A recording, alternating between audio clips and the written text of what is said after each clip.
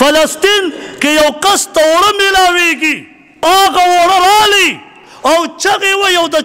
د خوشحالۍ نه داسې لړه کوي او بیا هغه د اوړو ګوتی موچې ترې والي بیا یې په ځمکه کېږي بیا راپاسي په سجدې الله ته پرېوځي ولې اوړه ورته څو ورځې بعد میلاو شو څو ورځې بعد اوړه میلاویږي ما تا ته خو درې وخته الله رب العزت پریمانه راکړي دي دې باندې هر څه بند دي د دې فیصل د دې شیطانانو نه بایکاټ وکړه دې نه که